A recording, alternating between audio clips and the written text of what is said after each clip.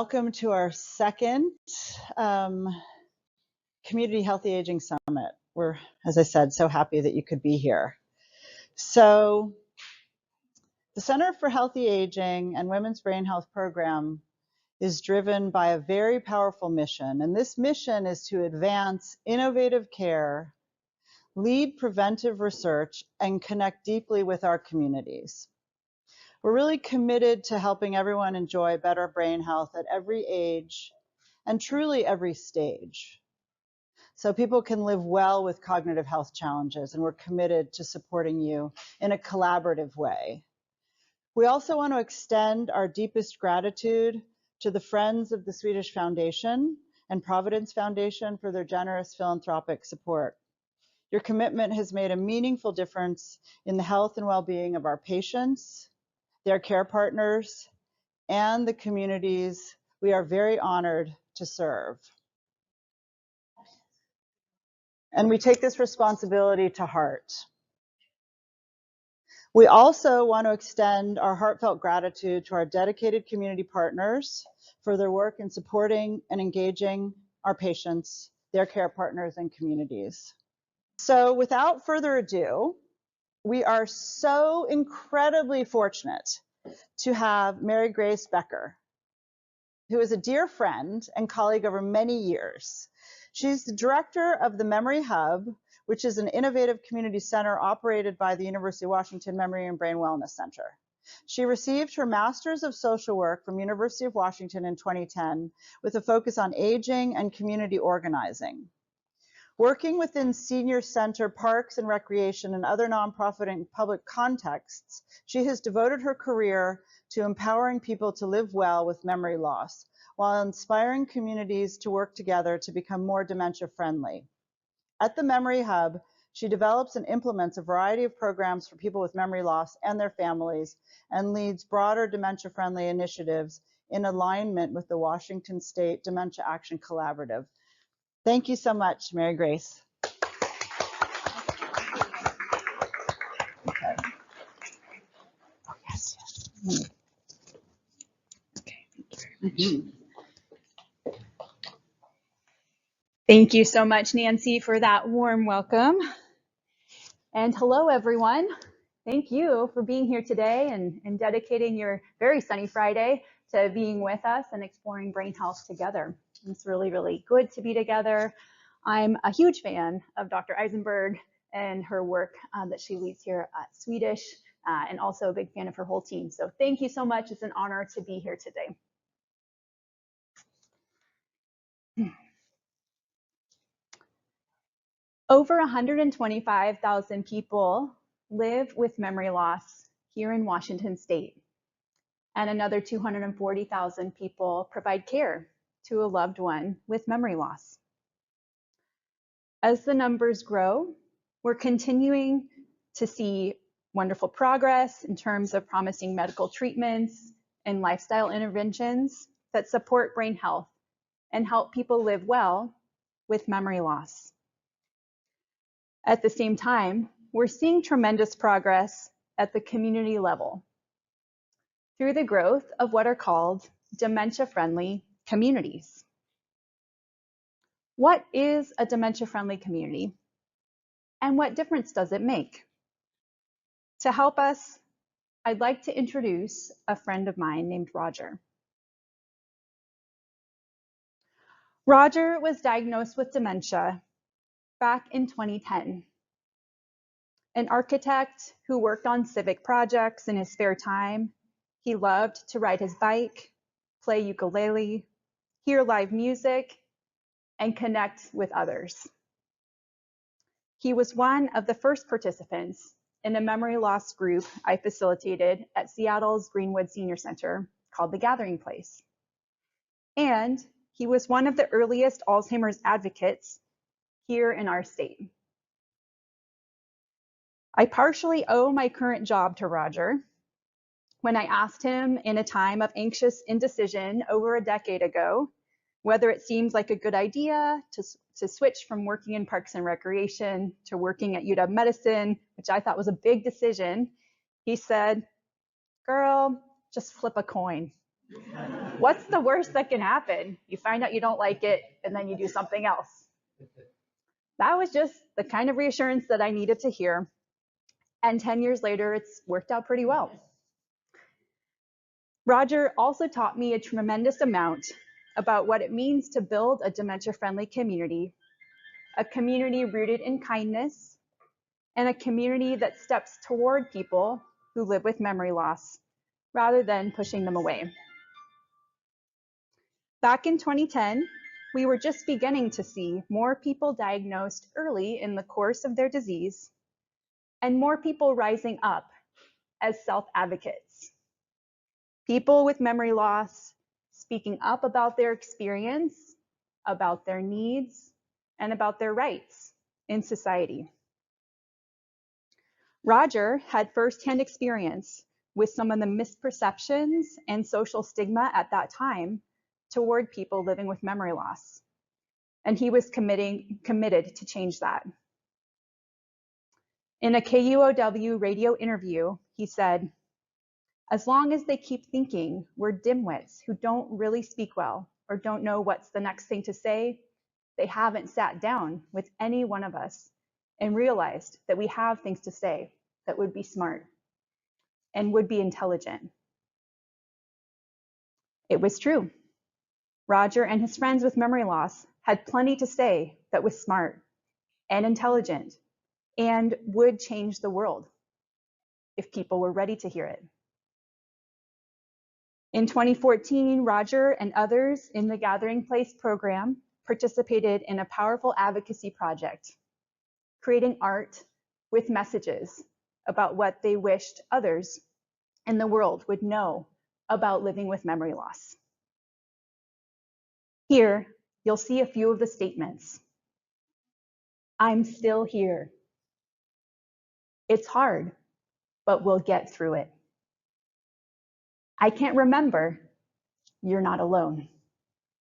And Roger's statement, have compassion for all and a willingness to be open-minded. These art projects were adapted into a documentary helping others understand what it's like to live with memory loss and urging a more compassionate response. Roger intuitively knew the foundation of a dementia-friendly community, that people let go of misperceptions and stigma about dementia and instead respond to all with kindness and compassion. His self-advocacy work alongside his friends was some of the first of its kind in Washington and has left a legacy. In those early years, we were also beginning to see the rise of events and programs designed to address the social isolation that was far too common for people with memory loss and their families. In 2011, Greenwood Senior Center again partnered with a local cafe to launch the second Alzheimer's Cafe in the nation. This was a program adopted from Europe, which featured monthly social meetups in informal public spaces like cafes or restaurants or libraries. Alzheimer cafes, or memory cafes, as they're often called now, provide a warm and welcoming way to be out in the community, knowing you'd be among people who understand your experience and where it may not matter if you forget someone's name. Connecting over a cup of coffee, you could find you are not alone. Roger attended a number of these events in the beginning when they were getting started. When I asked him what he got out of it, he said, "I like connecting with people who are further along with Alzheimer's than I am." This stood out to me, as I was more used to people feeling a little discomfort thinking about what their future might be, but not Roger. He shared a story about a man he met at the Alzheimer Cafe. He introduced himself to the man and found the man wasn't able to speak at that time. But when Roger said hi, the man just kind of peered at him, almost glaring, but just staring eye to eye. And Roger could have felt uncomfortable, but instead he decided, well, this is how we're communicating today.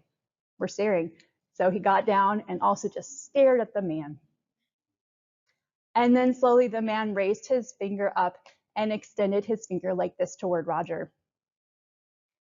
Roger again could have decided, I don't know what to do. I feel awkward. But he decided this is how we're communicating today. And Roger also just lifted his hand up and reached his finger across and touched the man's finger. He sat there over some minutes, staring eye to eye, touching finger to finger. And when he later told me the story, he said, Marigrace, that was one of the most profound moments of communication that I've ever experienced. From Roger, I learned what it looks like to step toward people rather than away, to adapt for the sake of another, and to prioritize connection rather than letting someone be isolated. Roger went on to put principles of adapting into practice in a way that would leave a lasting legacy in our community through, surprisingly, the work of improv theater. One day, in that Gathering Place program, when talking about the struggle of coming up with the right word, a light bulb went off for Roger. He said, I have a friend that does improv theater. I wonder if there might be something in that for those of us who have difficulty finding the right word, those of us with memory loss. I wonder if we could find a new way to express ourselves, a new way to communicate in the moment. I heard this idea and I knew he was onto something. Roger and I went across the street to Taproot Theater that was right across from that Greenwood Senior Center and met with the theater's co-founder, Pam Nolte.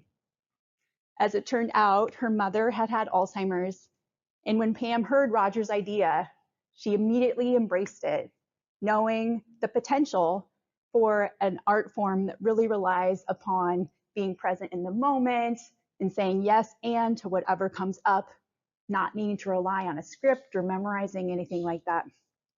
Improv is all based on the here and now and going with the flow, a perfect thing for people with memory loss and their families.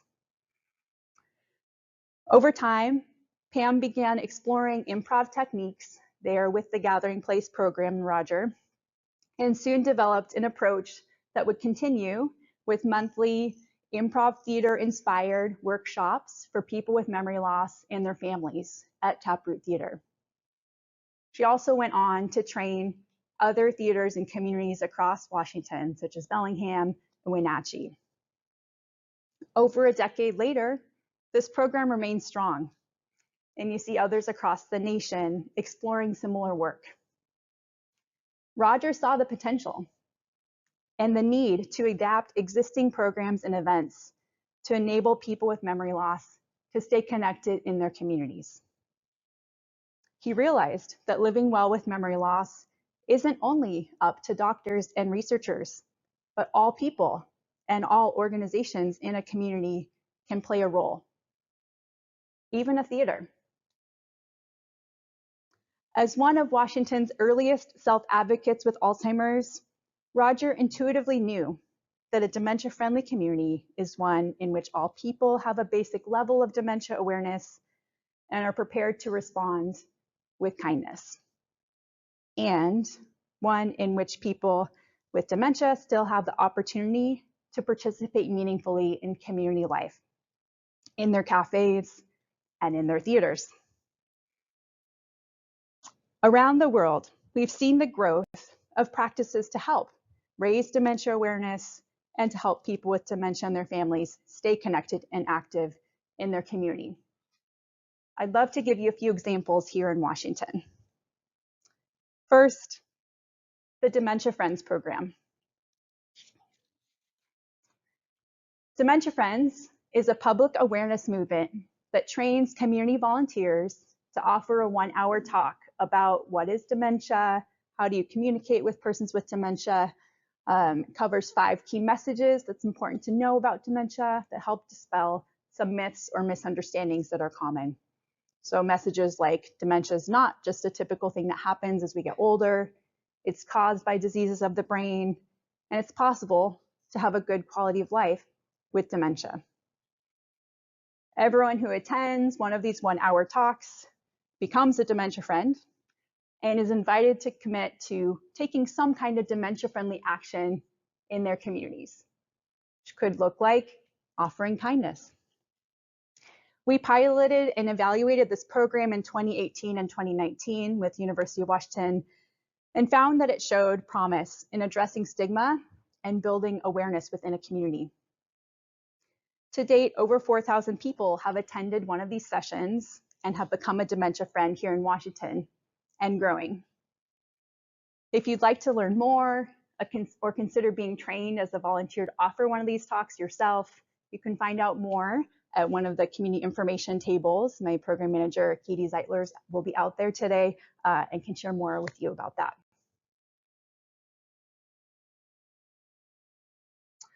Another example of dementia awareness building is called Bridges Bistro.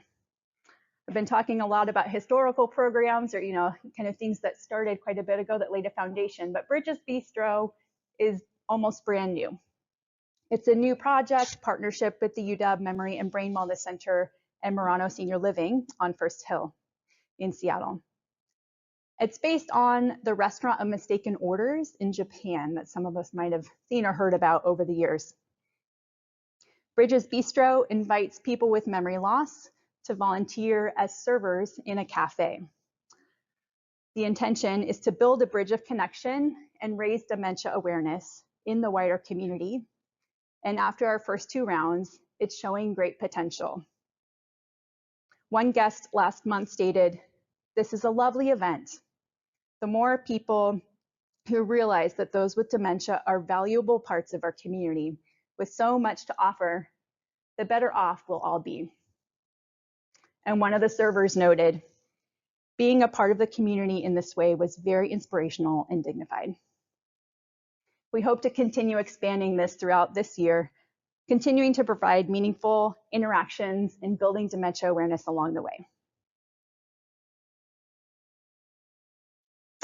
Lastly, I'd love to share about the Momentia movement.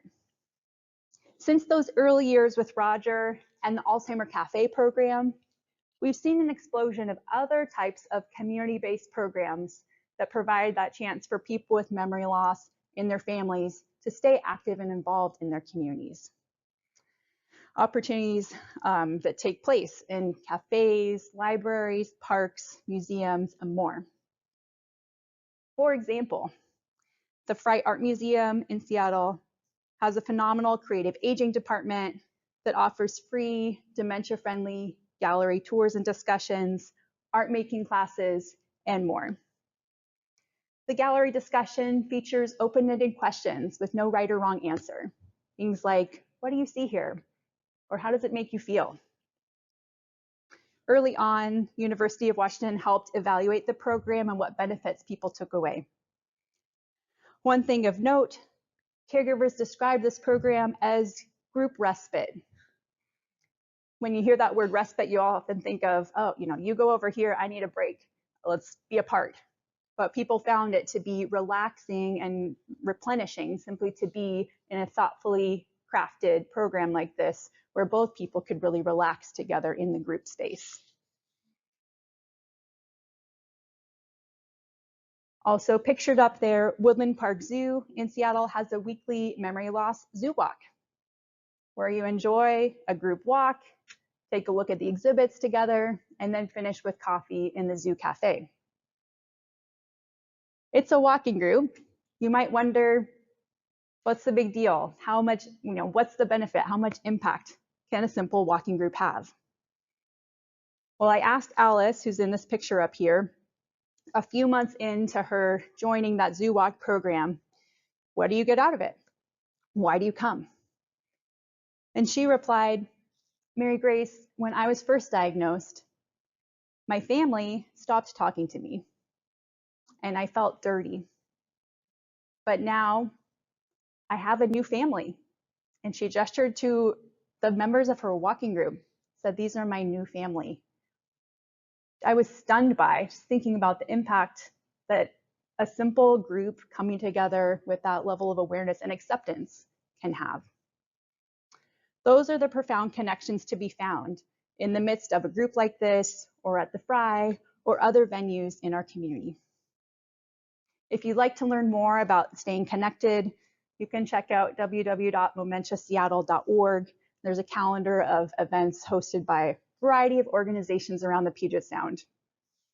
Or if you'd like to try organizing your own event near you, there are options for that as well. An easy place to start is something like an Alzheimer Cafe or Memory Cafe event. There are national resources on how to start a Memory Cafe, a variety of resources, but Memory Cafe Alliance is a national alliance that focuses on helping people learn how to start up those simple once-a-month gatherings in common places like cafes or coffee shops. You can find free training videos, written materials. There's also an online directory where you can see where are these memory cafes happening around the world or here in my community. Here in Washington, the Dementia Action Collaborative has published a set of written guides for how to start an Alzheimer Cafe or how to start a dementia-friendly walking group. Dementia-Friendly America, another national organization, has a variety of resources, including things like handouts that would be applicable to different parts of a community, like a neighborhood group, or your workplace, or a faith community, or your local library, where you could bring that information to a sector of your community and help them think through how they could be a part of being more dementia-friendly and supportive to people with dementia in their sector. So these few websites are a great place to start. Back to Roger. We're seeing the growth of these dementia-friendly communities across the world. And here in Washington, again, for the over 100,000 folks that live with memory loss and their families, I invite us to remember Roger's wisdom and honor his legacy. Together, let's continue moving toward a world of greater awareness and greater compassion, a world that offers kindness in the midst of cognitive change. And let's continue building a more accessible and welcoming community with programs that invite people with memory loss to step into the world rather than being pushed aside. Whether you live with memory loss yourself, have a friend or family member with memory loss, or work in the field, or you simply want to make a difference, let's continue onward, building dementia-friendly communities. Like Roger, we can each play a vital role. Thank you very much.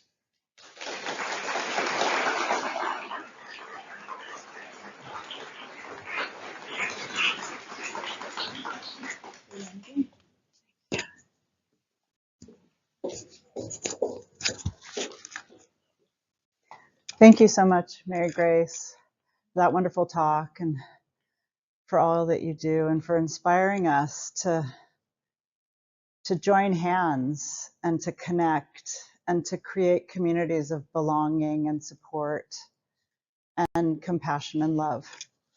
Okay. And if you have questions, you can reach out to Marigrace as well.